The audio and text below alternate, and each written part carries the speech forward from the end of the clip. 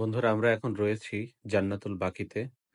জান্নাতুল বাকিটি মদিনার মসজিদে নববীর পূর্ব দিকে অবস্থিত।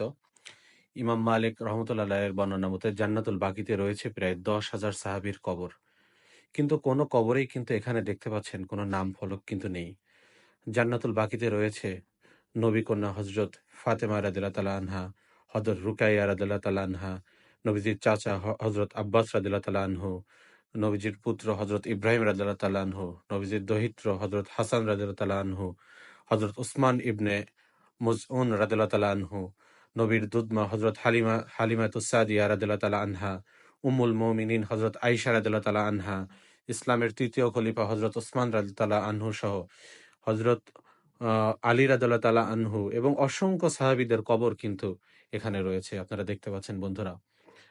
কত বড় বিশাল জায়গা নিয়ে এটি কিন্তু মসজিদে নববী এবং হুজুর সাল্লাল্লাহু আলাইহি সাল্লামের রওজা মোবারকের ঠিক কাছাকাছি এটির অবস্থান। অসংখ্য সাহাবীদের কবর কিন্তু এখানে রয়েছে। এখানে আসলে এমনিতেই মন ভালো হয়ে যায়। একটি আবেগ আপ্লুত হওয়ার মতন একটি জায়গা এটি।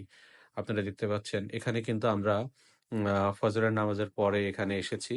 এখানে বা ২ বার এটার গেট ওপেন করা হয়। একটা ফজরের নামাজের পরে, একটি আসরের পরে।